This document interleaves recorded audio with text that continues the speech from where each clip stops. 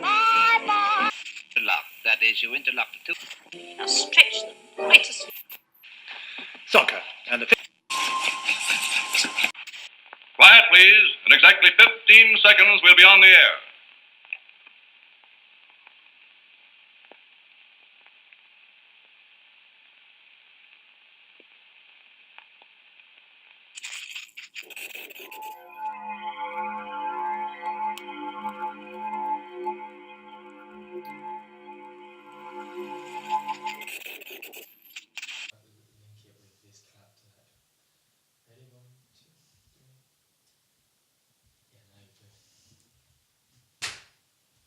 Clap. I'm not doing. Not this time? Nah. No? Okay. I didn't feel left out that time because we discussed off camera. We didn't. Okay. But yeah, we're good. Hello. We've got two cameras this time. I'm not sure which one to look into. This one? Okay. Go for the tall one. Okay. Tall one. All right. Hi, everybody. Welcome. Video episode number 2. We're keeping track this time. Yeah. That's a dangerous You're game. all grey brother. this time. You're all grey this time. Yeah, well, okay. So, black T-shirt, black Vish. Yep. Okay, I've got an exclusive today. He's on the top of the washing pile. So. Good for you. I saw Tim Sheaf wearing that the other day. Looked very nice. There's only 2 in Out existence. running the hills. There is like only a 2 in maniac. existence. Yeah, mate, this is it. The crazy stuff that people do. Wait up to on Sunday, chilling. Next time they come over, I'm recording something. Like we sat and had a great conversation. We got Kid Mystery behind the camera, and also Jamie. We actually have a Jamie now. There you go. Can you believe it? We've snagged the Jamie. James was not good enough We've as snagged Kid the Jamie. Mystery. No, so we've got 2 now. People weren't happy. Yeah, good conversation though, wasn't it? And we should have recorded it and we didn't. Ross and Tim Sheaf. One guy that swims around the UK and one guy that runs up and down it. Yeah. Just over all terrain. How inferior did you feel? Massively. So what have you achieved in your life? Oh, I just did this. You? Once I got a 2 for 1, but really I got a 3 for 1. I didn't want to tell anyone. It's not the same. You just, yeah. It's not the same, man. Anyway, do you want to talk about the fights this weekend? Dude, there's loads of shit. There's loads of fights. There is. We have Bellator. There are. Aren't there? There and are. Fights There and is, die. there are. Is that right? I don't know. No. Myself. My accent gets worse when I hang around Yes, with you. Yes, I have noticed you drop a When few I hang around with my ducks in and American out. friends, that's why I had to have an American wife to kind of balance it out. Oh, okay. So Can send everybody you in the US can still understand what I'm saying. I'm not quite Bisping. I'm not quite pronouncing. But then he lives in California and Yeah, he has. He has started like for saying on season 3 he had subtitles, and now he really overpronounces certain shit. yeah. Yeah, it's bad. Yeah. 2, 3, 4. You're going 2, 3, 4 first. Let's do that. Okay. Let's start with that. Where do you want to start on the card? How gutted were you when you woke up? Dude, did you watch Ishihara against I did. Kang? I did, and it reminded me of Faber versus is it Takeya Mitsugaki in the was it his debut in the UFC or his last fight on the WEC after he had his couple of goes with Mike Thomas Brown. And I don't remember. Basically, he went in. Takeya Mitsugaki came to the WEC or the UFC, and Faber choked him out up against the cage. So it's like you've got less than anything to tap with, and it seemed that that's what obviously was happening with Ishihara because Ishihara had him hurt. Yeah, looked good, and then just obviously had his back taken, but his arm was trapped, and he was like, "I'm tapping." Yeah, he was out. It was a wild fight. That was a lot of fun. It was good, man. What about Shane Young? Shane Young, let me get there. Shane Young against Austin Arnett. Arnett was tough. I'll give him a lot of credit. He was tough. But Shane Young was just... I missed that one because I caught up Kai Kara France. Kai Kara France. Another good fight. Awesome, Another man. good fight. Awesome. You expect big things from him. I don't know if it's just because of his name. Quite a cool name. Yeah, my only concern is flyweight. And I don't think he? he's big enough to move up if the UFC decide not to. But then again, I mean, there's been talk about them getting rid of the flyweight division, but they're still signing new guys. I think maybe we just, if Cejudo moves up, he can either hold the belt and move up to bantamweight and play there for a little while, and then if needs be, if we have someone that comes out as a clear contender at flyweight, then we'll think about bringing the belt back in again. But I don't think it's a problem either way. Even if there's one title fight a year or as many as you want, or none, there's no big deal. Just good fights. Yeah, I've got nothing against the little guys. I love seeing them in there. But Devontae Smith Did you watch that one? Yeah, there was not a lot happening for a while, was there? There was a lot of a feeling out process. Then I'm going to smash it. It looked like he smashed him on the back of the head twice. He did. Well, no. Well, the second one missed. It definitely got a bit of shoulder. Yeah, there was a little bit of a back of the neck, but yeah, but the shots he got him with weren't super clean. That like just knocked him out, but he was proper chicken legs. Yeah, he was dancing. All right, let's get down to brass tacks. Jimmy Crute, Sam Alvey.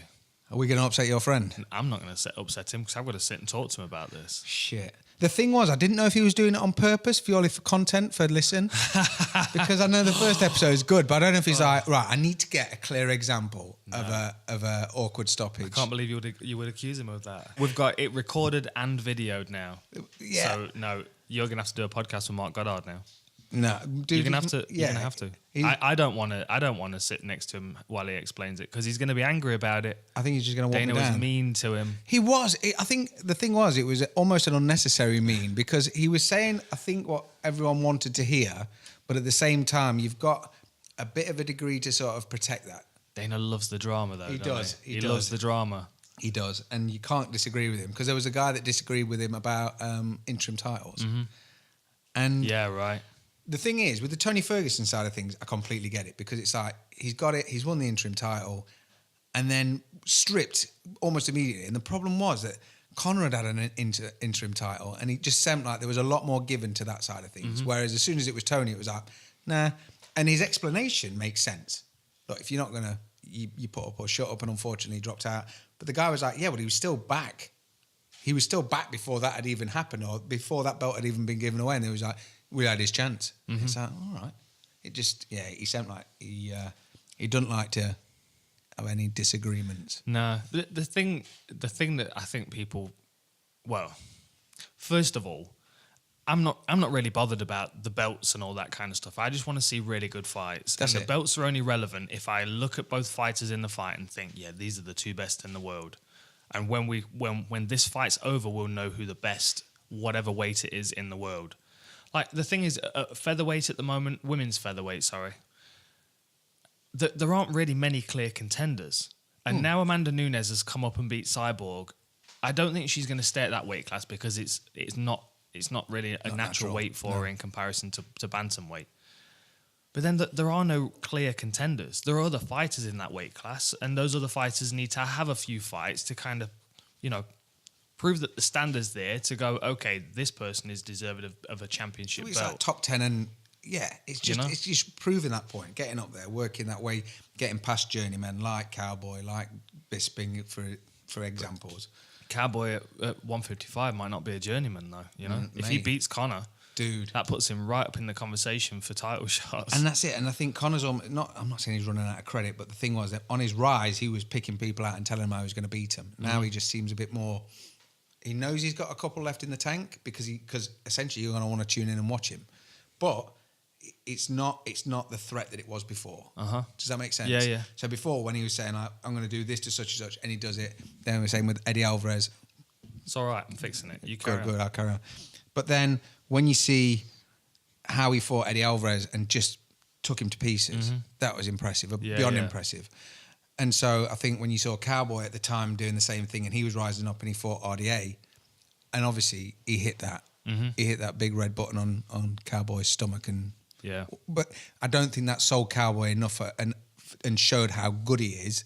If you only ever watch that fight, that doesn't give Cowboy a fair representation. So I think the difference is now the Cowboy Conor fight makes way more sense because you can't count Cowboy out at all.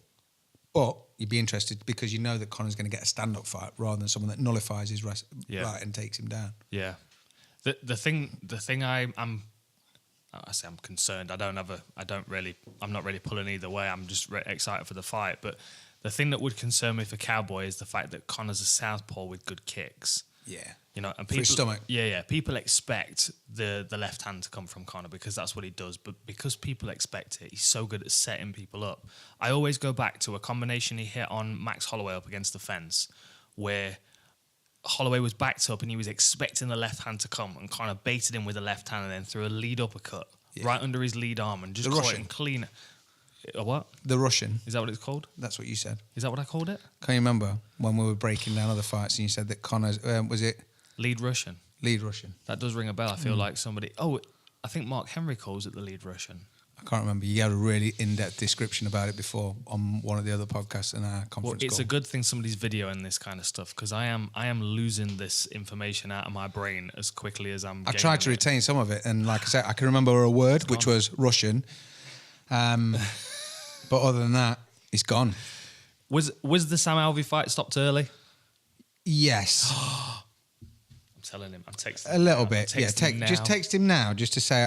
But justified by Mark's got the final say and everything. But Sam Always. Alvey, he got cracked. Yeah. So he went down, and then I think, obviously, Sam Alvey's already got a preconceived idea about Mark anyway. He's already had. It was quite vocal on the show. They were talking about it, but not only that, when the fight reconvened and they were grappling, where Sam was he on all fours? He was on all 4s wasn't he? And He was then kind of wrapped around, and then Mark was stood behind. So to see that left thumb was probably not the easiest. And the shots did look like they were getting through. Obviously, the slow motion always kicks you in the tits because you never know if it's going to be like with the hammer fist that you just talked about. They definitely looked like they were two massive smashes to the back of his head, and they weren't. Yeah. But that's because of the obviously the replay. But with the Sam Alvey thing, it looked like he was getting through, and it probably wasn't. And obviously his thumb was up. So for Mark, I can't say it was a bad call because it was obvious, because it wasn't obvious. That's the problem. And I think at the end of the day, Sam Alvey's already got a bit of beef with Mark. So that was part of the storyline is that Sam Alvey feels like Mark stops his fights early. Now, for someone that's been refereed by Mark, I don't know exactly the number. I'm pretty sure it's 14 times. And the amount of times I would get twisted up in submissions and stuff, and Mark would let me fight through them. that's it, man. And I don't know why fighters think for some reason that a referee's got it in for them and they want to stop the fight early. Like, Mark's going to stop it if he's concerned for you. And that's it. And he got Right? dropped. Man, that was a fucking That's the massive... thing. Was it a left hand? It was a short right hand as His Sam left hand Alvey on stepped in. Bellator, sorry. That's me getting confused with Left-handed, Bellator. if you cross your eyes. Yeah. But like, as soon as that right hand landed and Sam Alvey fell like he did, I wouldn't have been bothered if Mark Goddard stepped in there and stopped the fight. Yeah. Like, that was clean. I mean, the thing with Jimmy Crute is he wanted a walk-off knockout. Big time. And as Mark Goddard says in his refereeing and judging course, which is one of my favourite lines, I can't be preoccupied with what I think might happen. No.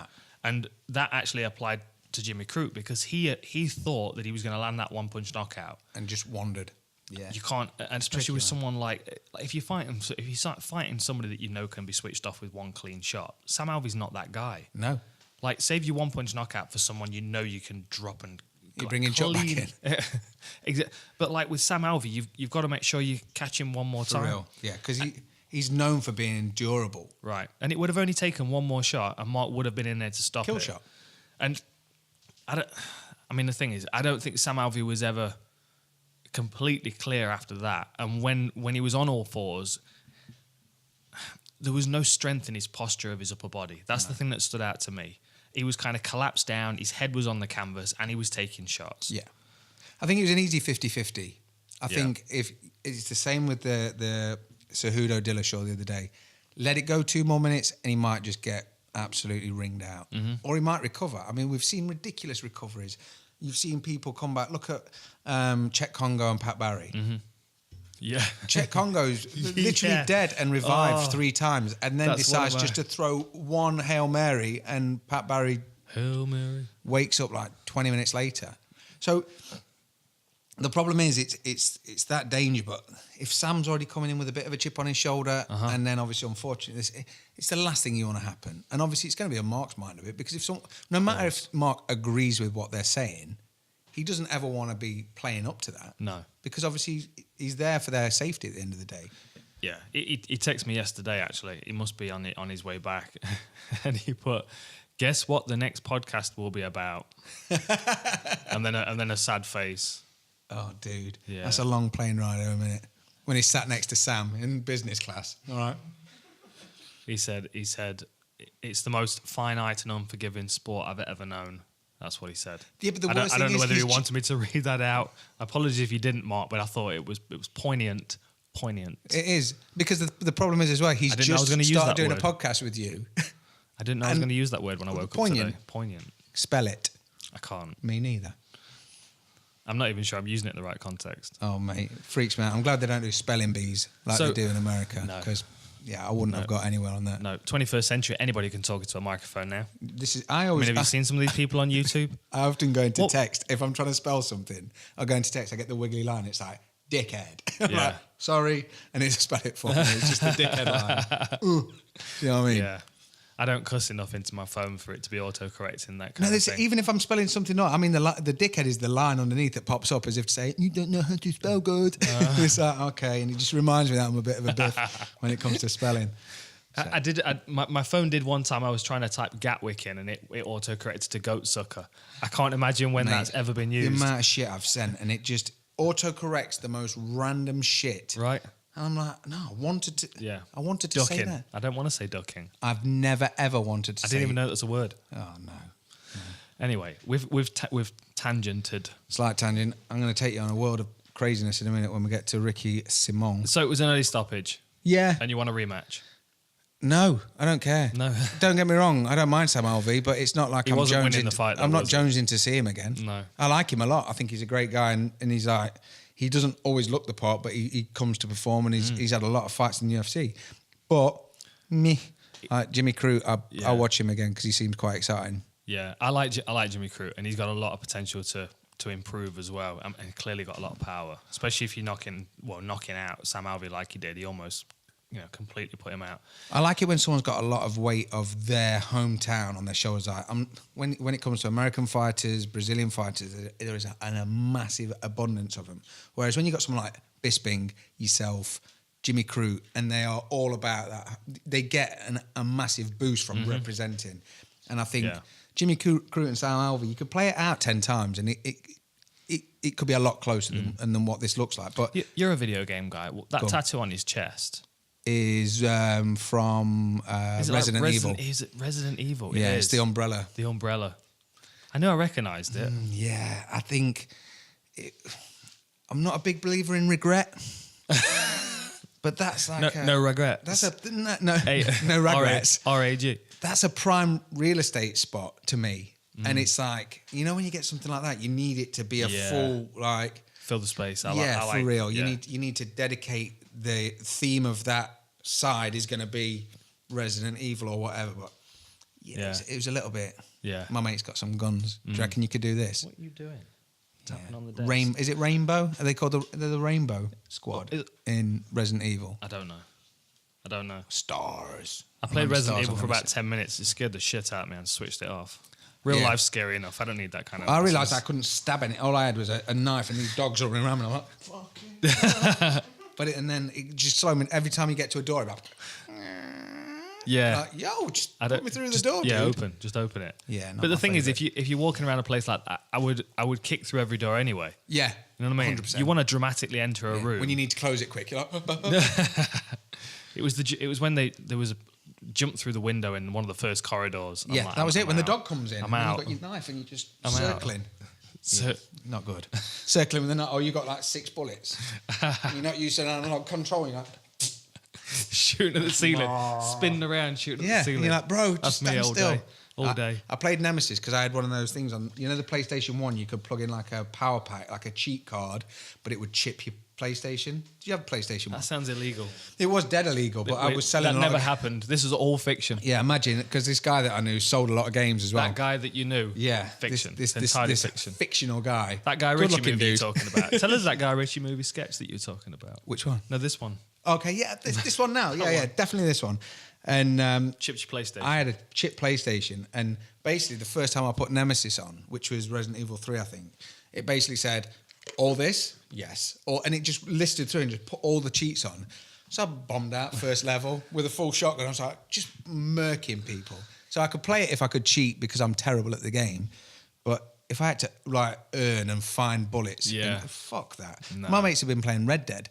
And they're like, oh, The come new on. one? Yeah, and they're like, look, we've got to get into it. It's this immersive world. You goddarding. You goddarding. Sorry, dude. It's this immersive world. That's what I'm going to call it. I'm going to create a word. I will stay within. Goddarding. I will stay within this. They said it's so good. Like you do this and do that, and we start playing. And I know I mentioned it on the podcast the other week, but I want to just go out and fuck shit up. And basically, they're like You stood need there. Duke Nukem. Yeah, but they're brushing horses You need and Duke like Nukem. feeding them and eating a carrot and like having a healthy, balanced, nutritional like lifestyle. I'm thinking, lads, I just want to go and fucking shoot someone. And they're like, yeah, 1 minute, I've just got to go and change my horseshoes. I'm like, fuck you lot, and off I went. So I can't really get into that. It's not my bag. I'm all Assassin's Creed. Yeah, I don't even have games that bridge the gap between Assassin's Creeds now because I just play them to death. That's it. And then by the time the next one's by the time the next one's ready to start, I'm just finishing the last one. Oh, okay. It's perfect. It's Yeah, perfect. see, I don't play video games much. I don't have that much time. I get to play Call of Duty once a week, and I play with the same people. And when we start getting beat too bad, we play against bots. I'm not ashamed. When I you don't start care. getting beaten by children online that are Dude. just far too good for you. That, Is that what you're saying? I told you before, didn't I, about the kid that we were playing Rainbow Six, and it was in a casino, and this guy was spawn killing us, and he was actually hiding behind a pillar. And every time you spawned, Spawn spawn is just coming back to life. So basically, you run out into the casino, you have a fight. If you die, you respawn back at like the vault or So whatever. he knows where the respawn He knows spot where is. the respawn spot what is, a right? So this dick. little shitbird was fucking stood there and kept shooting me.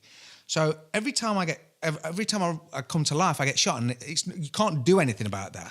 And this guy, like, we got back into the lobby, which is where there's like two teams of say 14 people, and he's fucking chirping up, giving it Charlie Big Potatoes. And he's like, yeah, see that 27-2. So he's killed 27 people, died twice. I was like, oi, fuck you, dickhead. You've been spawn killing. And he got really fucking defensive and started talking about it. He's like, I'm sorry. All right.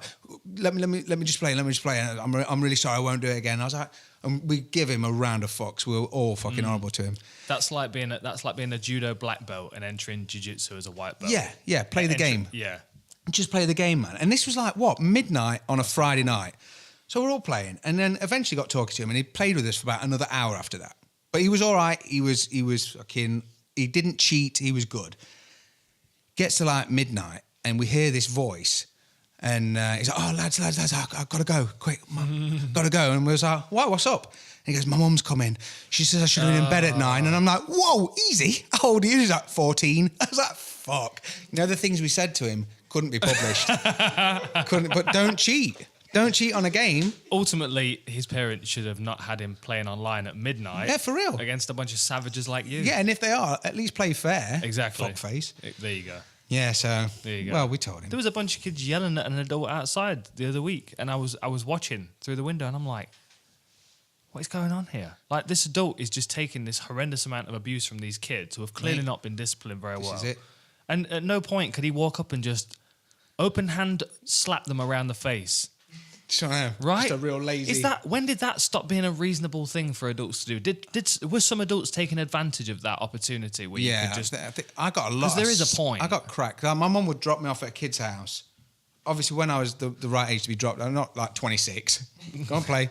I was like, I don't know, when you're like 11, and they're like, if he's naughty, you can hit him. Oh. And they meant it. Like Sam's mum, like the guy that I grew up with most, Sam's mum, Phil, will now hit me. Like if she watched this and heard me swear the amount of times I have already, she'd start just by looking at me.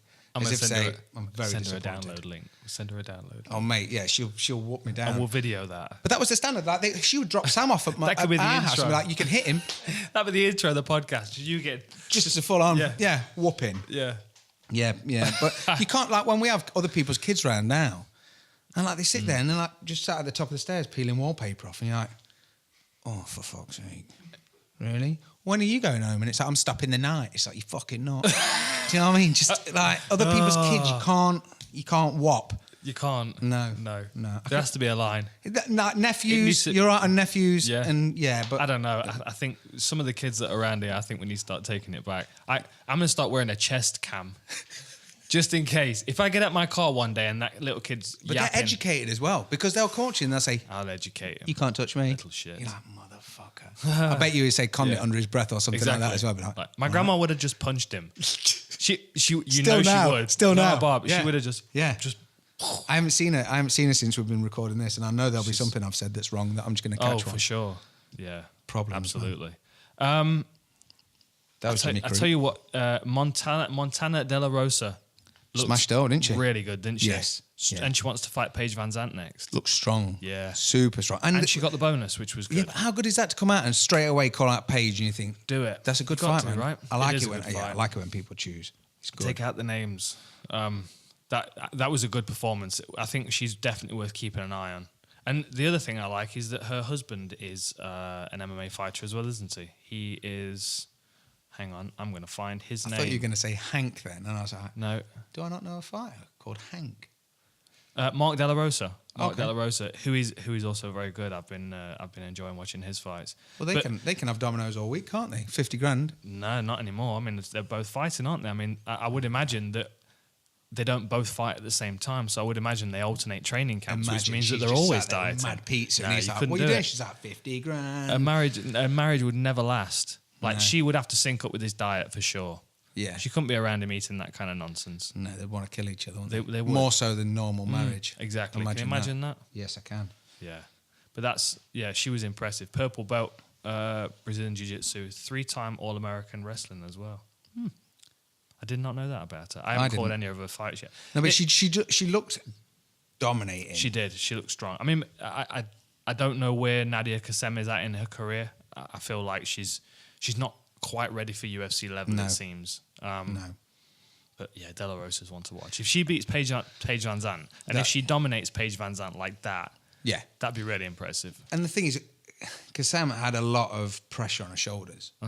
Yeah, she did. Do you know what I mean? Yeah, Being I'm Australian. sure she was on a card and she had to pull out due to injury. Yeah. And she missed being on the card. I was very, very impressed with Ricky Simon. What about Honey? I did like hearing Dominic Cruz getting her tolling off. Yeah, right. Call him Ronnie. Yo, my friend Honey said I can call him what I want. No, No, he Ronnie. didn't. Yeah, he Ronnie. didn't want that, did he? Ronnie. Ronnie's really good, but he's very good at the extreme of MMA that you have to go through 2 ranges to get to. Yes. You know, if you're really, really good at Brazilian Jiu-Jitsu, like we've seen it happen to Damian Maya, who's obviously an amazing Jiu-Jitsu player. But Damien Meyer and Anderson Silva. It's just, Exactly. He's lying down waiting for you to have a go. But if you've got someone that's good enough to stop them taking it there, then there's nothing they can That's do. the problem. And then he starts getting reckless with his punching as Yeah. well, right? But he caught him a couple of times. Well, they caught each other a couple of times. One thing I want to It was mention a fun fight. is Ricky's It was hair. fabulous. Oh, I was just about to say fabulous. I mean, it's just, there's so much life to it, so much body. I'm going to surprise you now, and I'm going to give you a football reference because it's not the way on our then. brains work, and it's Baggio. I don't know who that is. Roberto Baggio was the boy for Italy. Is that right? And the reason I know that is When because... was this? What year? Is this current? Is this... No, very old. So there was a game on FHM's top 100 games when I used to work at Egg. Mm-hmm. Now, bear in mind, if I worked there 10 years, I spent 3 years playing Baggio's free kicks, which was this dog shit game. But the only reason I remember that footballer, and this is a bit of a weird one, I don't often, I'm not into football, but I can remember Euro 96 was big time. And then it was France 98 because I quite liked the logo because it was the bird, the cockerel. And then I think after that, I started remembering what happened in Euros and the World Cup just in case Back to the Future happened and I needed to know a ropey result. Like, I think it was 2000, Euro 2000 or 2002 where Greece won the Euros, which is fucking bananas. That's never going to happen, right? Right. So if I ever needed this like Back to the Future thing, I could just drop in with a fiver and be like, yo, I'm all in. They're definitely going to win. Yeah. Which sounds a bit fucking crazy. Van Damme will come and get. You've seen Time Cop. Yes. He's not messing around. He even grew his mullet out for that, just so he can blend in any. Did he still any have cowboy boots on there? I have a theory as to why, and this is an on-the-spot theory. I don't know where my brain's brought this from. I think that the reason that Van Damme had a mullet in that movie is because a mullet is timeless. There you go. It's never been good. It's been said. It's always bad. All the way through the times from when Vikings used to have mullets and rock up on the shores and start. I've never committed to being like, fuck this bit and just like really get into this. Like my hair's batshit crazy best of times, but it's never been got to a point. Is it up? It reminds me of Have you seen the scene out of Beavis and Butthead where he eats the mushrooms out in the desert? Yeah. And it starts and it's got the Rob Zombie Yeah, yeah. and the hair. Yeah, yeah. That's what your hair looks like. It often does that as We well. should animate that. We should get that animated. You want this? Owen's hair, just like fire. Just full tilt crazy. Well, Why weren't you there is a full tilt? cartoon. There's a cartoon called Regular Show, which is basically in the world. Having kids is awesome, but being able to make your kids watch the cartoons you like instead of their shit is awesome because then the telly's going to be on anyway. So if you've got Cartoon Network, if you've got anything like Adventure Time, which is meltingly mental, and the voice of Bender is Jake the dog, so that's cool. Regular Show, which is fucking amazing, and it's got references to all like Master Systems and fucking loads of our references, our era stuff. I don't know any of this. And there's another one. The last one is there's a few, but the last one is The Amazing World of Gumball. And The Amazing World of Gumball is basically all the cartoons that ever got made that got canned. So there's like mixtures of different animation, like cell shaded stuff, claymation, all that stuff in one cartoon because they're all the rejects. And it's fucking brilliant. And there's a guy called Banana Joe, which I'll put on Instagram later. And basically he whistles a tune that if I whistled now would be in your brain forever. I don't need so that. No, I'm not going to do it. But you need to see, that's the cartoon world. There are 2 songs on the list, and I'm not repeating either of them right now.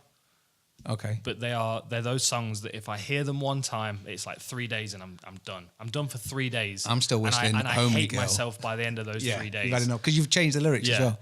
Like I'm going through all the old classics to try. Like Walk Like an Egyptian is a good one. Like if I play that at myself enough, it's like it's like hitting the reset button on a phone. Da, da, da, da, da, da. Oh, We've not even finished talking about this card yet. We haven't. How long have we got on this? We're 54 minutes. Oh, we're doing all right. Okay, no, we're Because fine. we dropped We're straight fine. in. The reason I said the cartoon, sorry, just because I sort of went, oh, mullets. Oh, here's a list of cartoons. in the regular show, they actually have mullets and it gives them kung fu powers. It's fucking badass. Is that right? Honestly, it's one of the most stupid things, but you need to watch it. I'll sort it out for you. Have you ever noticed if you dyed He-Man's hair black, he would look the same as thingy off Pulp Fiction? Same haircut. Well, you know, have you watched The Toys That Made Us on Netflix with He-Man? No. It's fucking amazing. And the guy that originally drew He-Man, there's another documentary called Masters of the Universe, and the guy that originally drew He-Man is so bitter and twisted because basically it was Hasbro or wherever it was, Mattel. It was Mattel, yeah. So they did it, and basically there was this old boy who's like mad into comics, proper geek, old school troll like looking fella, and they went in with this like rough outline of what they wanted to do with He-Man, but they'd basically gone for G.I. Joe. They'd mashed up a G.I. Joe and like a Hercules figure and made this obnoxiously oversized, the figures we used to play with.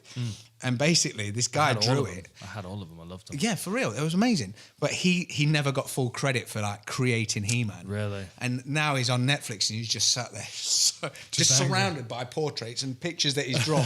As if to say, definitely did these. It was me. All my idea, dickhead. And it's heartbreaking because I've not watched that. I'll have to check it out. it's good, man. It's really good.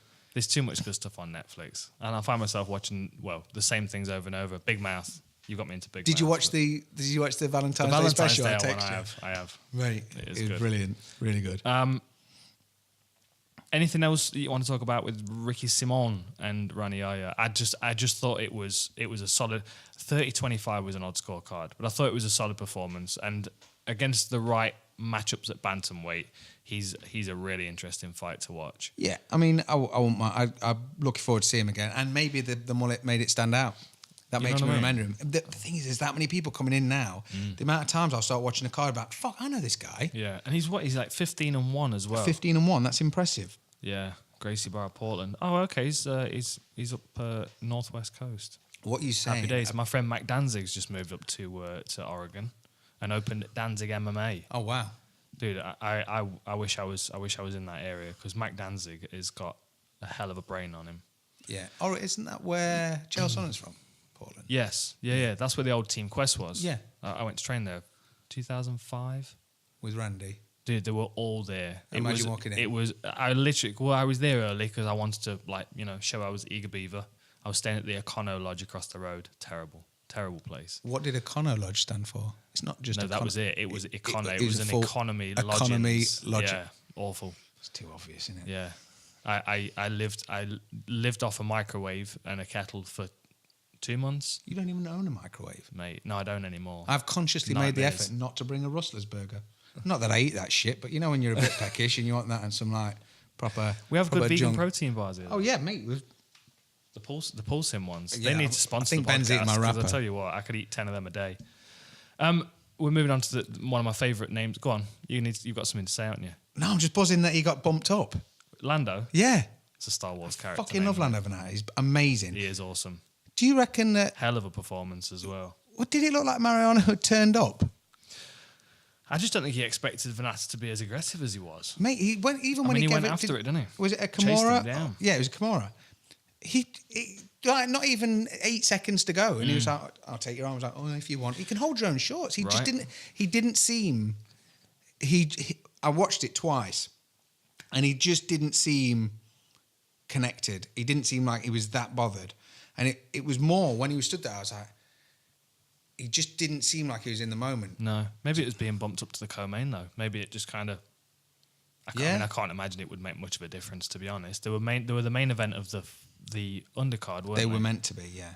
Which Dana clarified at the press conference that is quite a, it's a legitimate place to be on the card because you get a lot of marketing behind Yeah. them because you're like an additional main event to the card. That's normally the one I get to see or fall asleep to. So it's a good place to be. But when I saw him, sometimes when you're watching a card and basically you know the order of the card, but then they Yeah. drop a couple of prelims in, your brain starts racing because you think main event I'm going full 5 because you know they're having to cram something else in there because that. So I didn't know that he'd actually been repositioned. That's a rough run though. I'm just looking at Lando Vanatti's career. So he was 8-0 when he signed to the UFC. He took a short Last notice minute, fight, yeah. didn't he, against Tony Ferguson and almost stopped him And in the looked first round, incredible. right? Yeah. And then his next fight was against John McDessie, and that was that That wild wheel kick. spinning Boy, kick. That knocked.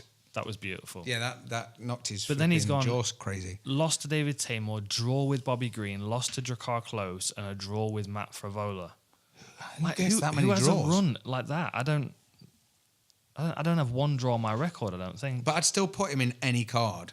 Yeah. The thing is, He's going to be a fan favourite if you let him have a bit of the limelight. well, it There's was a the lot of Tony fun to Ferguson watch. thing. He came in with that last minute, and was he catching with a spinning kick or something? He caught him hard, and it was like, yo, this guy's for real. But yeah, I've always Yeah. enjoyed. I was glad that he was on the main. I feel like I'm racing through these because I want to talk about the main event. So let's just talk about the main event. The main event that got cancelled, or the main event that was. No, the main event. Okay, go for it. Shaolin Shadowboxing and the Wu-Tang sword styles. If what you say is true, the Shaolin, the Wu-Tang could be dangerous. They should have adopted different nicknames for this one. They should have had Shaolin and Wu-Tang. Yeah, and the pictures should have been like full on manga Come out with, animation, like Reebok, like kimonos. or like with Dragon Raiden Ball hats. Z mix up. With a Raiden hat. Someone needs dude. to animate it. Have you seen somebody online has animated the Adesanya like intros where he does all the Oh really? that kind of, I've not I seen don't it. I don't watch those cartoons either, so I don't know what that Mate, is. you know what cartoons I watch? But someone animated it, and I was like, "Holy shit, that's really really cool." Well- So I want them to do that for the whole fight now. Yeah, it'd be good because the thing is, there's a lot. Yeah, imagine that whole thing We need to get on. We need someone that can with do that. fireballs We should and just stuff. yeah. I think it would have made it. animate the UFC back catalogue. We'll just pick Just good fights cel out of shade it, it and we'll just there you go. That look all right. all the first round stoppages, and we'll just animate it. We'll put we could even just do some old school Batman, some old school Kapow ones, Ow! like when Biff. like when Gonzaga knocked out Crocop with the head kick. Thwack. Yeah. Fucking thwack. I'll tell you what, you just reminded me of a time when we used to play Mortal Kombat as kids, and my mum had a washing basket, a wicker washing basket, and the lid was like a Raiden hat. But the thing was, you could never fight in it because like you'd balance it on your head. Because and you need someone both come hands to punch hold you, it. Like, fuck. I can't not be Raiden. You need to tape it on with a pair of stockings. Didn't tape it on with a pair of I don't know. stockings. I don't know. That is I don't know. I don't serial know where killer stockings. I don't know how they level work. fucking craziness. I don't know where stockings. I don't know how they work. So I think if the fight was animated, it Yep. would feel like a lot more happened. Because at least it looked like Anderson was blocking something, or Yeah. like Israel was throwing something. Because there was just a lot of, do you want to fight? Fight me.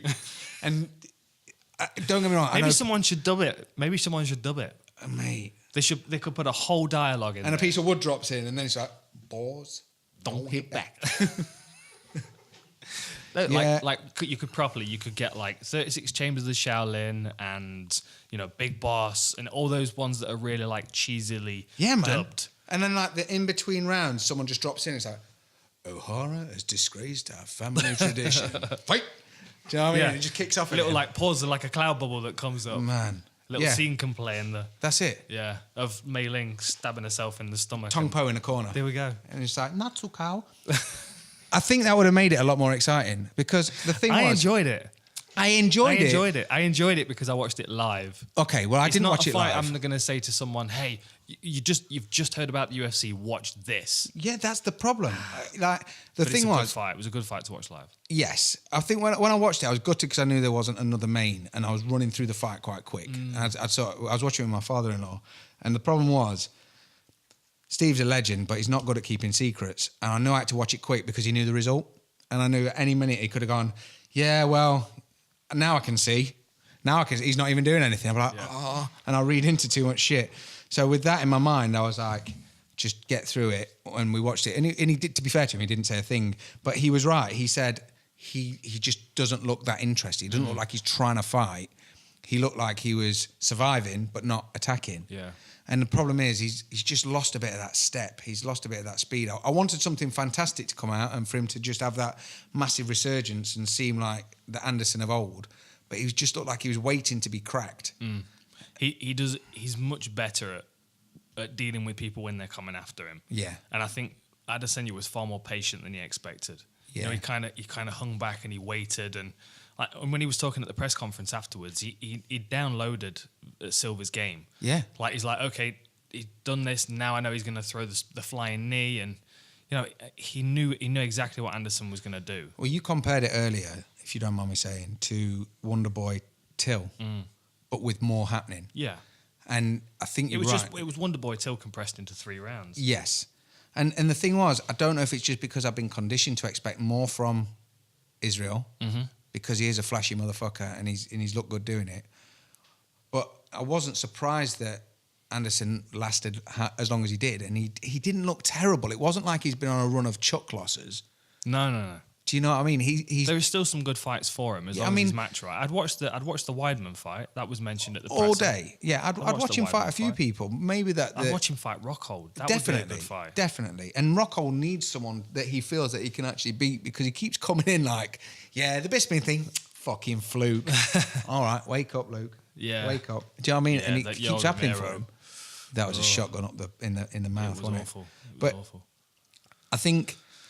There's more road for him, but it's just what I was saying last week not about title shot direction. Bro. No, not just at all. Like super fight direction. Yeah. Not Conor McGregor as well. Like people need to. I've stood next to Anderson Silva and I've stood next to Conor McGregor, not at the same time, but I know in comparison to me the size difference. Dude, I'm like halfway between the two of them. Anderson's slightly bigger, Conor's slightly smaller. But Anderson's quite thick. He is. You know when you actually see him, I can't remember who it was against. It could have been when he was fighting James Irvin. And he was at 205. Was it the first time he was at 205, caught the kick and I was at that fight. Give him a bing. Incredible. Jamie Foxx was sat behind me. And he was there for the whole of the main card. And I don't think he watched a single fight until Anderson came out. Oh, really? Yeah. Okay. He was talking and playing on his phone. And then Anderson came out and he was like he'd been there since the beginning. Oh, really? UFC 1. Oh, yeah. See, I love Jamie Foxx. I love everything he does. And he loves Anderson Silva. And he also loves Rio, the cartoon for kids, the animation, because he's one of the birds in it. So it kind of devalues it a bit for me. That? Do you know what I mean? You know when you see him as a badass in Django. Motherfucker Jones. And then, the best character. Yeah, Motherfucker Jones is the best character. Give me 25 grand. Okay, $500. It's like, what kind of negotiation is this? Yeah. Right, That's how my UFC negotiations always went. Yeah. Straight down. Who are you fighting? I want loads. Okay, I'll have a little bit then. That's fine. You can have this much. That'll do. On the poster, awesome. And the video game. I get to keep a poster. I'll fight for free. I get to keep a poster. 12 quid. Oh, okay. What are they meant to be? $12.50. Oh, fucking nice one, boys. Steal. Fucking me up. Shall we move on to the next card? Well, what we're going to say about Rob and Gastelum? No one's really mentioned. What they should have done is done the main event over 5 rounds and just put Gastelum in there with them. Dude.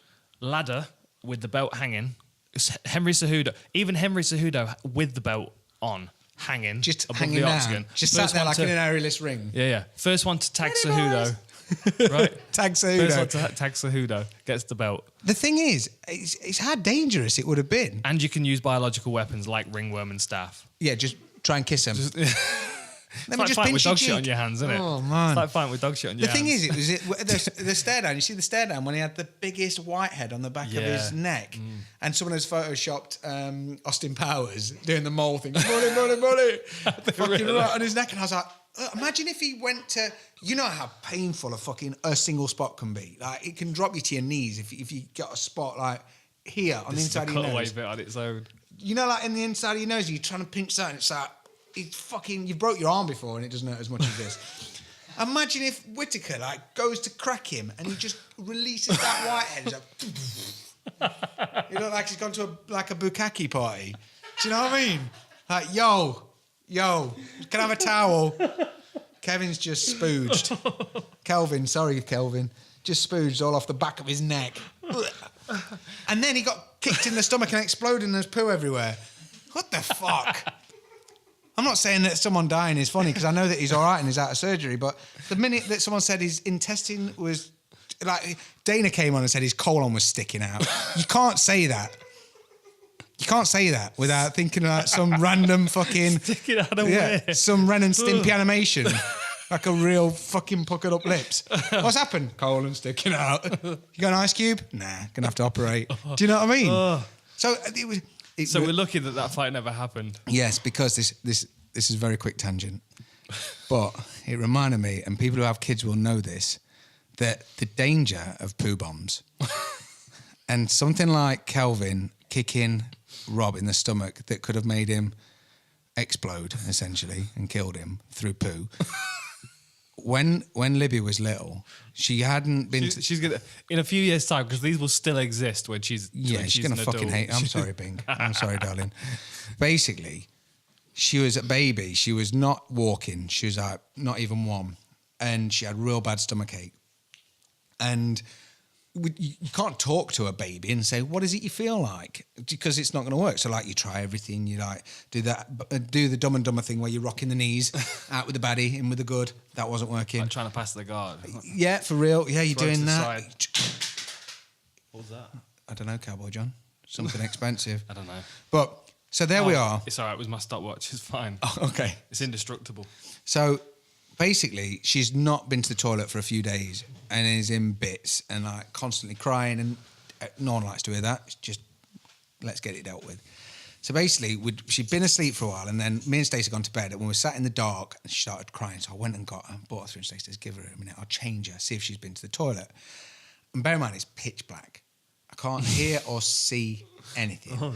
And then all I hear is like a weird, like, sneeze cough. And Stace scream.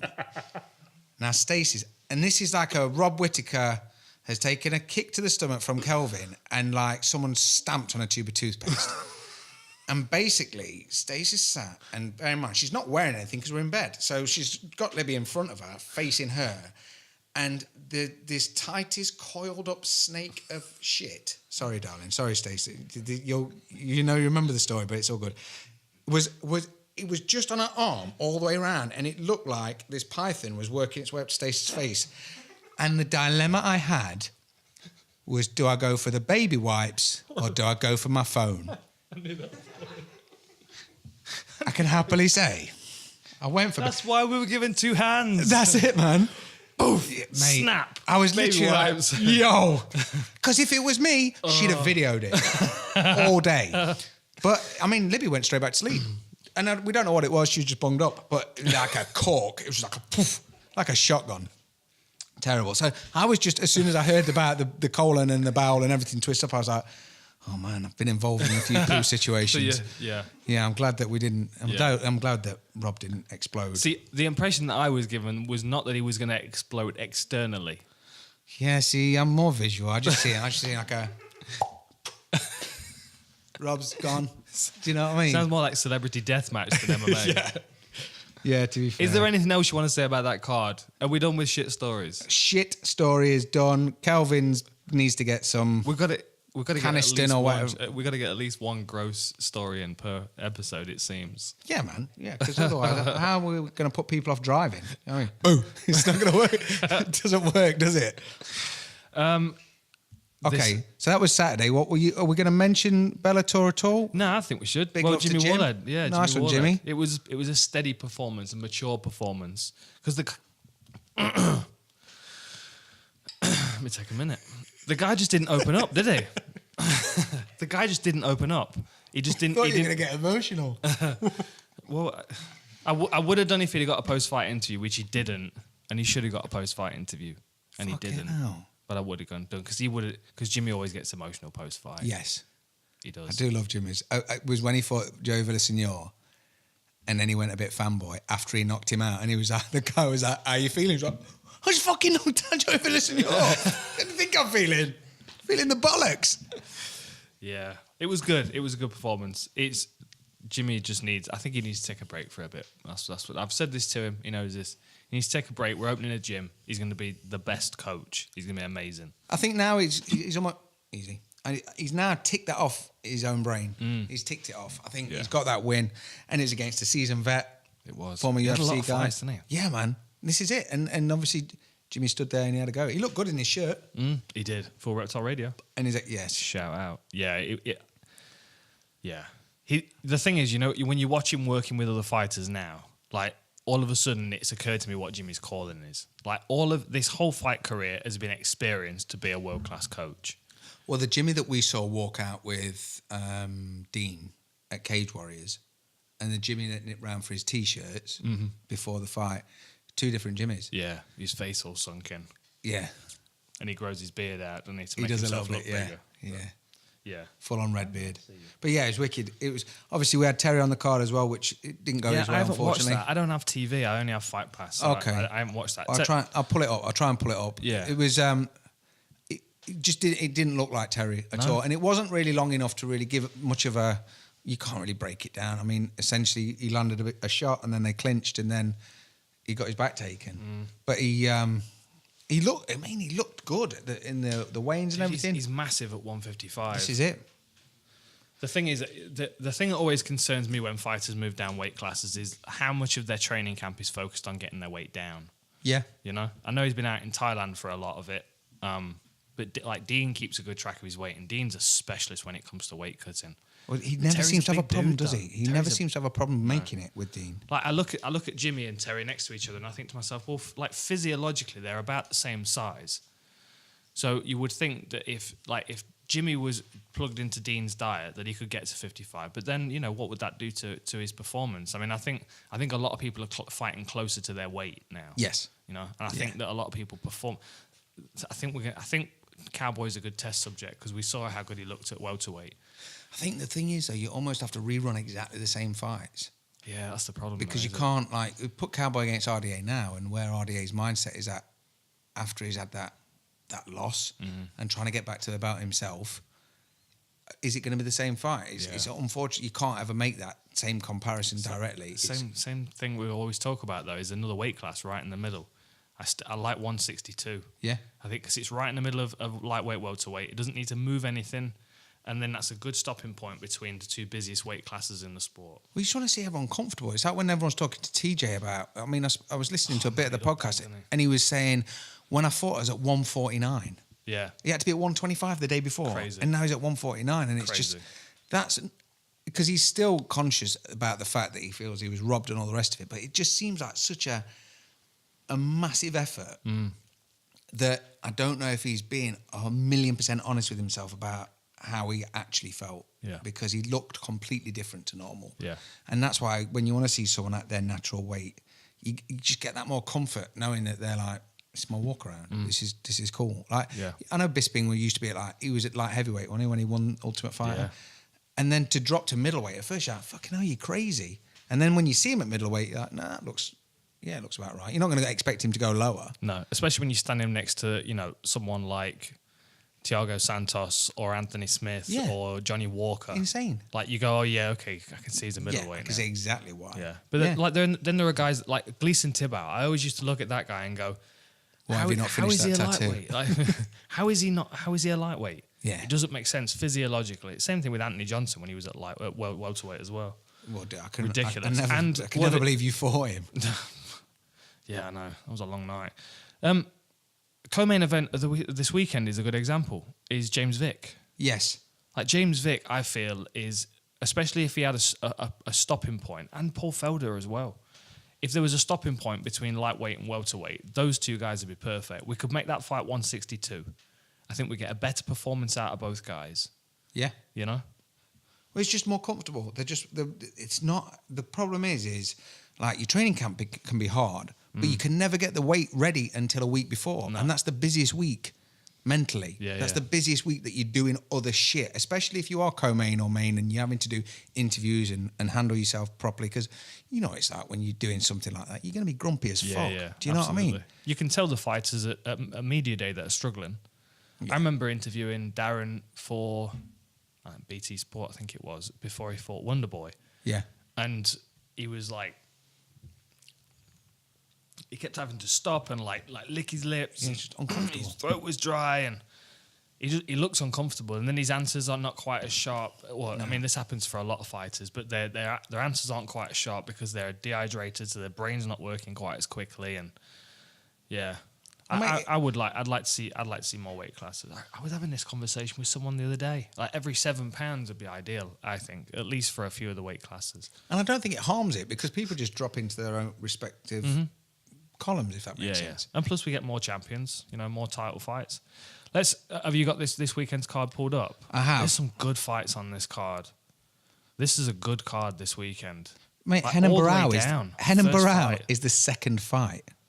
I've got him third on the I'm on the tap. Wikipedia page. Okay, so I've got Alexandra Albu, the first fight, fighting Emily Whitmire. yes, I remember calling Albu's UFC debut. She fought him on one of the Europe. I think maybe it was one of the Polish events. yes, And she's like super lean and in shape. I think she was a fitness model and mate, she's shredded. yeah, Look, she's absolutely shredded. Yeah, not an ounce of fat on her.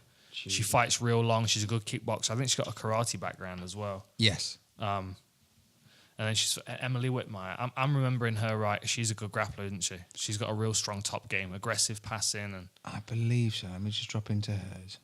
I've got so much stuff in my brain from the last couple of weeks. Yeah, because Jessica isn't she Penne against Jodie Escobar was a good fight as well. Extreme Couture? Yeah, she's Extreme Couture.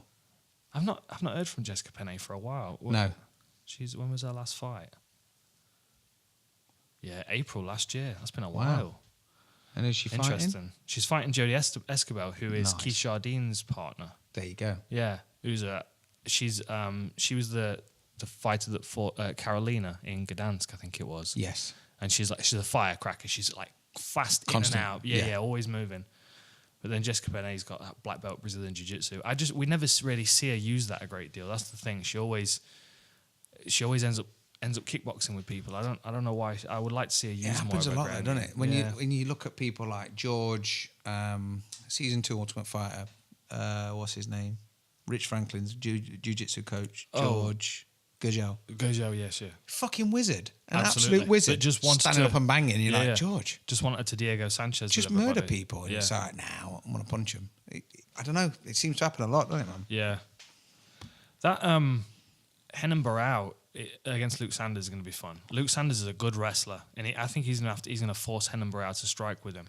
Yeah, it just when you start looking at Henan Barao now, I mean, there was a time when Yeah, he's not the same, is he? he was not unfucking the same. touchable, man. When him and Jose were kings of the hill. Yeah. Well, I mean, I'm- look at his record now. Every one of these fights is good. Scott Holzman against Nick Lentz. Scott Holzman is an absolute tank. He was in Moncton, I believe, and I was chatting to him. He's on a 3-fight win streak. Look at that. Michael McBride, Daryl Horcher, and Alan Patrick. That was, Alan Patrick with the elbows. Where let me find him. He's good. He's a powerhouse. He's on the rise. 3 fights in a row at lightweight. I think, if he gets a win over Nick Lentz as well, who's a proven veteran. Yeah, man. Is he ATT, Nick Lentz? Yeah, American and top look team. at dude. Look how many fights he's had. He's had like 40 fights, Yeah. 42 fights, Coming something off, like that. coming off that win over Gray Maynard. Yeah, That's a mate. good fight. That's a good opportunity for Scott Holzman. And then right above that, you've got Ashley Evans-Smith against Andrea Lee. Awesome. Another good fight. I like Andrea. I like the way that she's. Again, it's a karate background, isn't it? It seems to be. Kyokushin. Black belt in Kyokushin, brown belt in judo, and a purple belt Brazilian jiu-jitsu under Helson Gracie. Don't you love Wikipedia? I'll have to donate some money to them. Thanks, Wikipedia. Yeah. Thank you, guys. Jimmy Rivera against Aljamain Sterling as well. Two guys that, he's got the boys there. Yeah. Marlon Moraes sitting ringside, just nodding to himself. Mate, it's going to... Well, Jimmy Rivera's already lost his scalp to him, hasn't he? I know. So what stands out on the main card for you? For me, I love watching Andre Philly. Always. Yeah, against Miles Jury. This is a good card. This is not Really being talked good. about enough. No. Andre Philly against Miles Jury. That's two guys. Andre Philly's kind of rough around the edges. He's very fluid in his striking style, takes a lot of risks. And then you've got Miles Jury, who's far more disciplined in his kickboxing, switches stance nicely, if I remember right. Yeah. Where's he? And he's a black belt as well, Brazilian Jiu-Jitsu. So, I mean, I think we're going to see the emergence of some stars this weekend. Barberena as well, the spoiler against Vicente Luque. That's going to be a kickboxing match. Barberena is like long stance, big overhands. He just keeps doing it, though. He just keeps coming in and no one's expecting him. Because as soon as he dethroned Sage. Yeah. What about Kron Gracie making his debut? Yeah, I like the picture I've got here. It's just the Hickson's son. Yeah. He's a special fighter. I've been watching him over in Japan. I'd like to think Alex Caceres has got enough leg, though, he's wily now. I mean, what? He's had 25 fights. His Ultimate Fighter season, 7, something like that, 8. He has. The thing with Alex Caceres is he takes a lot of risks. And I think that's why this fight's been made, is because they know that it's going to highlight. He's a risk taker. He's a bit wild. Like I use Alex Caceres as an example for young fighters, where he's doing really well in fights. He sees an opportunity to take their back, and then he just jumps on without securing to position, and then ends up on the floor being pinned. Yeah. Like there are certain times when that creativity is really useful. Like it works really well for Thiago Santos, for example. Yes. But for Alex Caceres, I think sometimes he suffers with. I don't know whether it's the pressure of the moment, whether he gets bored in the fights, whether maybe he's reactive to the crowd. But sometimes he takes risks that leave him in bad positions. And I feel like if he does that against Kron Gracie, I mean, his record is 4-0, and he's not fighting just nobodies. I mean, he's had 4 fights on Rising. The first couple of guys I don't know a great deal about, but he submitted both of them in under 5 minutes, armbar and triangle. They're all subs. Right, his last 2 fighters, he fought Hideo Tokoro, who's a real veteran. He's had loads of fights. And then Tatsuya Kawajiri, who's a UFC vet, Pride vet, who's... Yeah, look at this. Look at it. Hideo Tokoro. I'm butchering his name. But he's had 66 fights. His record's 34-30. Now, I know that's a nearly 50-50 record. But when you're fighting someone that's 2-0, that's a lot of experience to be taken in there. And you would think someone with that amount of experience, they've seen everything. Kron Gracie was still able to submit him very, very quickly. And then same with Tatsuya Kawajiri. The thing is, normally it comes down to how much they like being punched. Because Kawajiri, 36-13 is his record. You'd like to think he could punch someone. You'd like to think he could keep someone at the end of it his jab. Kawajiri knows how to fight. And Kron Gracie, again, just rolled through him. Second round that was, but still. It's just that backpacking. It's just that latching on. Because can you remember when Ryan Bader was in the finale of The Ultimate Fighter against, Brazilian Jiu-Jitsu black belt, absolute fucking savage. Vinny Magalhaes. And he just went, king, and just turned him off. And like, doesn't matter how much jiu you know, that's not going to help. It doesn't. I'd like to see Alex do good on that. I mean, I can see Kron's being brought through to look. He's part of the Gracies carrying the flag. Do you reckon they're all going to come out in a line? I hope so. I do. I think the UFC should invest in getting all of the Gracies from around the world. There's like 360. Just in one big conga. One for each day of the year. And just conga them. They could probably fill half of the arena, to be honest. I want to see half of them around the cage with drums, dum, dum, dum, and then the rest of them coming and doing the conga. Yeah. Actual conga. Uh-huh. Yeah. Selling Gracie merch. With Hoist just in the ring. This is my house. It's not. Matt Hughes biffed you, mate. It's not your house anymore. Kron Gracie's special though. I hope he does well because it would be nice to see. It's amazing the Gracie name's still relevant. It's in fucking MMA. massive, isn't It's it? amazing. Well, look at Dean. Dean sent us a picture through on the on our group. Picture of him and Hoyce. Him and Hoyce. Loving it. Absolutely loving it. Fanboying. So these top 3 fights, Courtney Casey against Calvillo is going to be nuts. I feel like Calvillo's she's got better wrestling, better Brazilian Jiu-Jitsu. She's more aggressive. I feel like she might be able to catch Courtney Casey cold. Courtney Casey cold. Courtney Casey If cold. she starts fast enough. But then if Courtney Casey can withstand that early storm, kind of like, I know we're jumping from one event to another, but you saw Cal Pacino. You didn't see Cal Pacino I didn't fight see the Cal weekend. Pacino, He no. looked good, man. I got told that it was outstanding. Yeah, it was. It was good. He weathered an early storm, took a couple of shots, which you need to see from young fighters, and came back, turned it around. I feel like Courtney Casey has the potential to do that, and I think if you can get Calvillo into the second round and start giving us some heat back, I think Casey might be able to edge her way into that. But that first round is going to be chaos for her. Well, she beat Angela Hill, which is a big name. Because she lost to Felice, she lost to Karate Hottie, Michelle, and then she beat Angela. That's massive. See, in my Angela eyes. Hills, she's technically good, she's durable, she just doesn't seem to have that finishing ability. killer. Yeah, you know what I mean? I know what you're saying. There are quite a lot of decision wins on her record. And then co-main event, Yes. James Vick Paul Felder is going to be... I love a bit Well, of that's a James main Vick. event on any other fight night. I can would see say. it's still going to be a main event. I don't think that Kane's going to get to the Do fight. you not? No. Are you jinxing it now? No, I'm not. Well, I think Kane already knows. Is He's that just right? broke, man. He's just fucking broke. So who's your pick to come and to step in and replace? Johnny Walker. Should we bring Johnny Walker in to All fight day. Ngannou? All day. He had what was that, 15 seconds? Of course, yeah. Just Against come and knock Ledet? him out. Bring it on.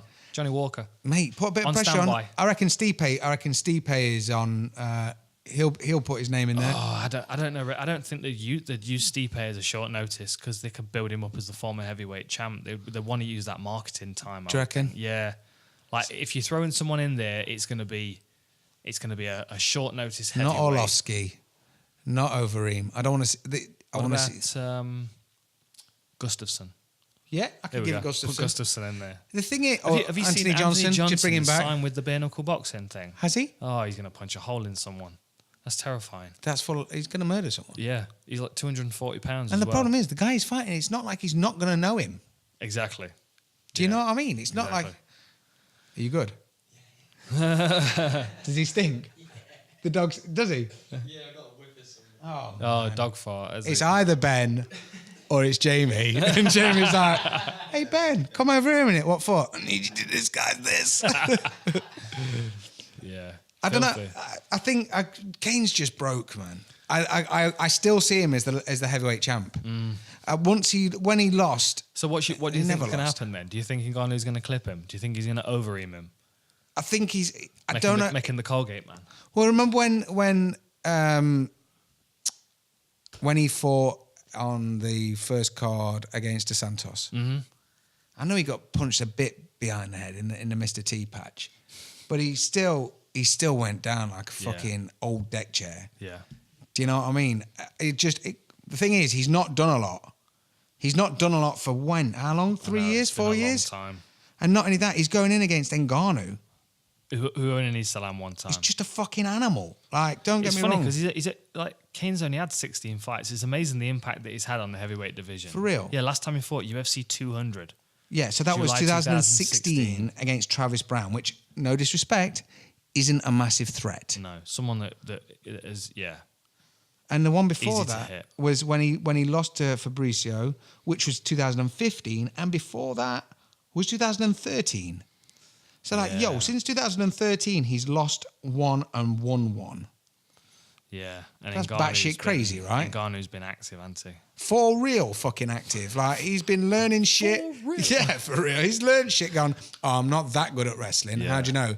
This shit-hot wrestler held me down. I was still impressed at He how got to the many end. times he got back up to his feet. Mate, Yeah. that's fucking tiring. Yeah. So when you look at that, Ngannou is just locked and cocked, ready to go. all the Like, time. I'm gonna see if we've got any questions before we wrap this up. I wouldn't be surprised. I wouldn't be surprised if he cracks him. And the same with James Vick. I think when he fought against Gagey was turned on and fuming and just fucking waded in and was like, "Yo," and was on his terms. Whereas I think Vic against Felder is going to be more of a back and forth. Yeah. I think it's going to be a barn burner. But I think Vic's going to get the better of it because Paul Felder's really good, but he's just that, I see him as that gatekeeper. He's sat quite happily around 10. Just sitting. The thing with that fight for Paul Felder is before the Gaethje fight, I thought James Vick, he's gonna be a pain for everybody because he can keep people at a distance on the end of his jab, keep picking him off. But then Gaethje just closed that distance down and cracked him clean. And Paul Felder can do that. Yeah. He can close people down fast and crack. Do I watch Game of Thrones, Stuart Browning? I do watch Game of Thrones. When's the next one out? It must be soon, right? Stage tell me, is it been cancelled or something? I don't know. I like Game of Thrones, but then I get fucking narked with shit when like they've marched a million miles away and they send someone back and they're like, oh, dude, just go and tell them like we've fucked it. There's a dragon, and the guy gets back before a fucking dragon. Like, yo, there's a wall. Fly over it, dickhead. Bush, done. Fucking Merc. I don't get it. There's some little bits. You can't question it. I have to. It frustrates the shit through me. It's like the Bible. You can't question it. Don't get me onto the good book. No, you can't. Any news on your YouTube channel? Yeah, news on the YouTube channel. Have some news on the YouTube channel. It's coming. In fact, it's already there. If you look for for Full Reptile Radio on YouTube, it's already up. I actually uploaded the last podcast up onto it yesterday. Fucking hell. What else? So, just do you think that the move Bellator have made to Sky Sports, we will see a shift in mainstream MMA coverage in the UK? Yeah, I hope so. They're going to be covering, 4 events a year? I think it's great. The thing is... We need MMA on every channel, all the time. Well... All the time. All the MMA, all the time. All day. We had so much content this week. It was amazing. Just to have a little bit extra. You had stuff at the right time on a Saturday. Then you had enough on the Sunday. So it was good, man. I mean, obviously Bellator's just finding their feet at the minute. They've got certain teams doing certain things. They've signed up a bunch of fighters, though. I mean, they've signed up a load of people. All right. Should we wrap it there? Oh, hang on. Right, I've got a couple of bits. Just quickly. Have we still got time? We're good? Yeah, we've got 15 minutes. Bingo, 15 bango. minutes. Right. Paul Felder Yeah. has beat Alex Ritchie, Stevie Ray, Charles Oliveira, had Ali Quinta cancelled twice, lost to Mike Perry split, and then James Vicks has been cancelled twice, right? And Cancelled twice? Cancelled twice, I think so. Yeah. So, the thing is, I wouldn't have thought that he'd won 3 out of his last 4. And it was... Felder? Yeah, he's looked... Yeah. That's big time, man. He's good, man. He's good, and he's a unit as well. I was working with him out in Russia. He is. I don't know how he makes that weight class. I mean, he's a big boy. Big old unit. He's thick, strong. You know what I mean? Yeah. You can tell that he's got a real physical presence when he's fighting as well. Like the way he kind of walks people down. I'm a big fan of his. Yeah, he's Bostonian, isn't he? Of course he is. Yeah, he doesn't fuck around. He's an Irish dragon. You know? Have you watched the film with what's his name, Gandolfini, The Drop? No, I haven't. Boston. Oh, it's fucking good, man. Is it good? Yeah, really good. There's a little puppy in it, so you might not be able to watch it for a certain bit because that's. No. I tell you what, I watched last night. Go on. What We Do in the Shadows. What We Do in the Shadows. Yeah. Oh yeah, the vampire. With the vampires, you've got to check it out. It's on Amazon Prime, right? Is it on Amazon Prime? Yeah, I love It's Flight hilarious. Flight of the Conchords. We're not swearwolves. We're werewolves, not swearwolves. What a lie! Brilliant. Mate, I watched that with my friend years ago because he knows how much I like Flight. And I can't remember if I was drunk or cooked. And I was just sat watching that and just kept looking at him like, the fuck is this, bro? And he's like, Was that film, was it? Yeah. I it's enjoyed good. it. I thought it was worth a watch. What We Do in the Shadows. Is that what it's called? They've got a new one out as well, which is Beverly Loughlin, which is on Netflix, which is basically Craig from The Office. It's The American Office. And what's his name from Flight of the Conchords? Is that right? It looks bananas. Well, write that down for me before you leave Yeah, today. you 'cause definitely have to be... watch that. Just to give James Vick the same sort of airtime, Go on then. to be fair to him, he fought Abel Trujillo, won, beat Paulo Reyes, beat Joe Duffy, beat Francisco Trinaldo, lost to Gaethje. So he's also... He's going to be fucking mint. It's that weight class. I'm telling you, that's why we need a 162 in there. We can start spreading these guys out and giving them some attention. There you go. Get some more titles. Start haunting their dreams with a mohawk. There we go. Right. Well, I've got a couple. I got a question for you. I was driving. The thing that you just mentioned with Netflix, I did say I was going to say this the other week because it was Stacey's sister. This is a different tangent. Did I mention the Kidnapped in Plain Sight? That's a documentary. It's like an hour and a half. No. Fuck me running. It is one of the most bizarre things. So basically, it's about a kid getting kidnapped by a family friend, and it's only an hour and a half. But I have not got enough neck muscles to shake my head as much as I was. Really? It was batshit crazy. It's not based on a true story. It's fucking so true. Is it? It is the truest of true. I kind of have to edit what I'm watching because there was a movie I put on the other day. I think I was telling you about it, and as soon as it come to cutting her arm off, I was like, I'm out. No, this is mate. I'd rather watch people trying to knock each other out. Yeah, well, this is real. This is a real story, and it's fucking insane. It's like that Making a Murder, is it called? Loved it. I've not watched it Hooked. yet. I'm sick of people telling me about it. I'm probably not going to watch it because it might be great, but I just don't need that. Settle in. I'll tell you all about it. In Manitowoc County. No. Mate, I turned into a lawyer real quick. I was a lawyer. I was a fucking, I don't know, FBI specialist. Was you? All of it. Yeah, I got hooked. Because I used to be into that kind of stuff. I used to watch all of that kind of stuff, but I hit a limit with it, and I'm like, I'm out now. I just give me martial arts and give me comedy, and everything else I'm done. Yeah, see, we get like an hour. So when the kids are going to bed, we get like one episode of what we've just watched. See, Survivor. I want to chill out in that time. Yeah, we do, but that wouldn't that's chill me out. Part. Well, I don't know. Yeah, serial killers and kidnappings. Yeah, don't I think chill me out. it's more the shock factor of something being real. Oh, fuck. Well, you imagine me sat I'm there. cut her arm off. No, switch it off. No, it's too much. You imagine me sitting there while Stacey's trying to enjoy Game of Thrones. I'm like, it's a fucking dragon. It can. Are you fucking mad? It could be there in 20 minutes. I can get to Belper in 10. You fucking stupid. It's a dragon. So she gets wound off the clock because I'm just fucking trying to like rationalise cod shit, and it doesn't work. So with that, then we watch like these series. We watch Survivor. We just finished that. So we'll get onto Netflix and we'll grab whatever's there for a series. And there was the Ted Bundy murders, the tapes of Ted Bundy. I saw that come up again. I'm like, So I watched Big Mouth again. there you go. So I can be on either, but we start watching it and it hooks us straight away because we like a bit of murder mystery and all this other shit. We've watched all the CSIs. So there we go, watching it. And we get to Stacey's mum and dad's and we're sat talking. And I'm going to be banned from their house because I get far too much content for this. And Stacey's sister, I love her to pieces, but she's a very, very crazy. Like when she was younger, she said there was a problem at the post office down the road because of the anoraks, because she didn't know what anthrax was. And then, yeah, she's come out with some perlers. And it was after we watched Ted Bundy that we were talking to Stacey and Dad, and like, it's fucking crazy. Like, this guy was a psychopath, and it really brought into like serial killers and the FBI and all this other shit and like patterns and stuff.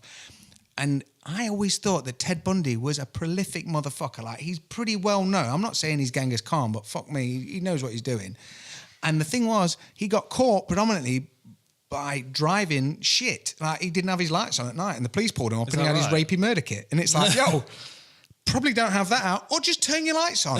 I'm not trying to tell him how to be a better serial killer. But it's like, what's his name? Like Charlie Bronson. Yeah. Like, he went inside because he robbed a post office and got fucking 26 quid. What are you doing, bro? Have a word. So, yeah, I'm not trying to fine-tune the fucking serial killer side of things.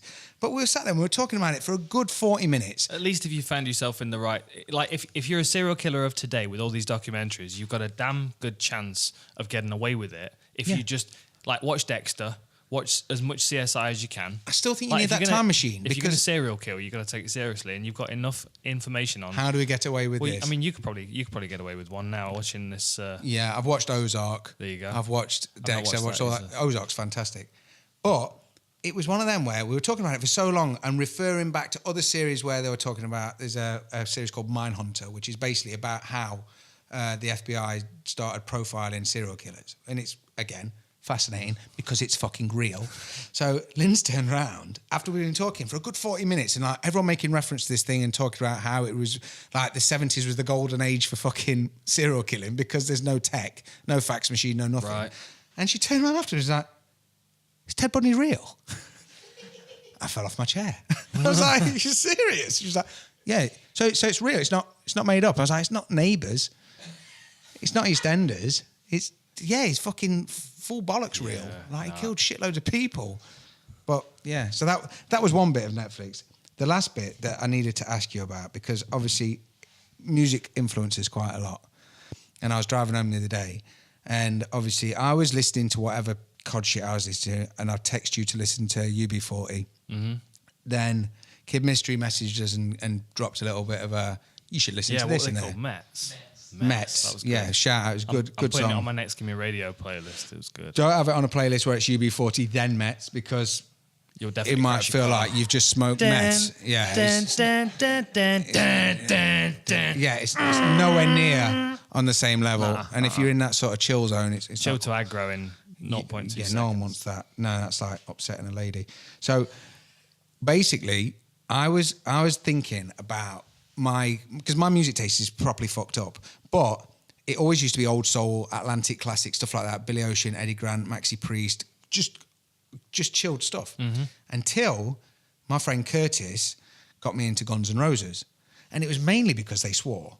So like we listened to the Mac Lads, which was like parodies of songs, which if you've never heard are fucking insane. Lads from Macclesfield singing stupid songs. So I got into Guns N' Roses, and that was my like hardcore sort of, that's how I found my way into that type of music. And it was because of Mr. Brownstone. Mm-hmm. And basically, there's a line here that you know, which is that old man is a real motherfucker, gonna kick him on down the line, right? So my mum stood on the landing for a good like 45 minutes, and we didn't know. We just kept rewinding that bit on our cassette player. She beat us black and blue. Really? Just because she was fucking fuming that Curtis had bought it round. So I had to get my dad to buy me the album, and he was concerned because then I'm starting to turn into like, why do you like all this metal? And I was like, Curtis did it, and it's got swearing in it. It was like, and that justified it to me. That was fine. So it wasn't long after that, and this is where my dilemma comes in from our era of being kids. I bought Use Your Illusion 1 and 2 off of Fat Eddie in Derby. And I'm only saying his name as Fat Eddie, and I'm not PCing it because that's how he was known, because he had two kids, a boy and a girl, that used to keep lookout at either end of Derby. He would sit on a stool, and he was fucking massive, and he'd have a bed sheet. We're definitely munching through this memory card right now. Yeah. So had the cassettes out on the bed sheet, and if the kids shouted, he would grab all four corners and run off, right? Because obviously they were pirate tapes. But he would sit and shout, 1 for £3, 2 for £5. So I bought Use Your Illusion 1 and 2, right? But there was no track list in there, and the cassettes weren't marked A and B, and there was no track list on the tape. So you imagine back in the day, I had Use Your Illusion 1 and 2 on cassette, and I didn't know which cassette belonged to which side was which, and I had no internet to get my playlist. What the fuck do you do? I had no camera phone to go into HMV and take a picture. Fucking technology, man. Just made me think. Yeah. Yeah. What was yours? I don't even remember what the question was. I don't. Matt, what was your first tape that wasn't UB40? I bought tape. Actual bought tape, like cassette tape that I'd purchased, not that I'd recorded off the radio, because I used to do a lot of the recording off the radio. Yeah, we did that. I bought Informer by Snow, which, funnily enough, was called 12 inches because obviously it made sense if it was a record, but I bought it on tape, so it just sounded kind of self-celebratory. Yes. 12 inches of snow. Motherfucker. But it's a cassette tape, so I didn't, you know what I mean? The reference to the 12-inch record didn't make sense on a cassette. Anyway, now you've fried my brain with your tangents, and my brain's going off on tangents. No internet, though, remember, on mine. No, and the other one was E17. Which one? Live in Walthamstow. Yes. I like their logo. If you ever get to look at it, it was like a dog. It was they had the dog, didn't they? It was fucking badass. And I think one of them had it made into a medallion. If I ever have a medallion of Ben made, it looks like Falcor from the Neverending Story. He looks like a Wookiee. Right, we need to wrap it there before we run out of memory card. Go on then. So is that everything done? That's everything. Who are you picking? Oh, I don't know. I'm concerned for Velasquez. I think Ngannou might clip him. There you go. We're concerned that we might have another poo problem with Cain Velasquez. Yeah, I think Felder might win by decision. I think James Vick. I think Courtney Casey's going to win. I think Calvillo's going to catch Courtney Casey in the first round with a rear naked choke. And how many minutes do you think Cron Gracie subs? Wicked. Oh, I don't know. Saracen. I'm just excited to see him come out. I think he's a proper throwback student martial artist like his dad was. Yeah, but Alex Caceres likes to I think know, he is. But then, you know. I'm not saying he isn't, but he's this is fully where on chaos that. comes together with technique. Chaos can be valuable if you can kind of direct it, and sometimes Caceres gets a bit carried away with the momentum of the fight. Yeah. And that's where Kron Gracie capitalizes, just like the Gracies do. Yeah. You leave yourself open. Looking forward to it, though, man. I'm just, Yeah, man. I'm concerned for Kane. But when's this going out? Thursday? Yeah. If it's already off, I told you.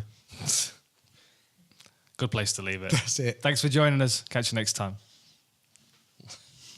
Managed to get poo stories in.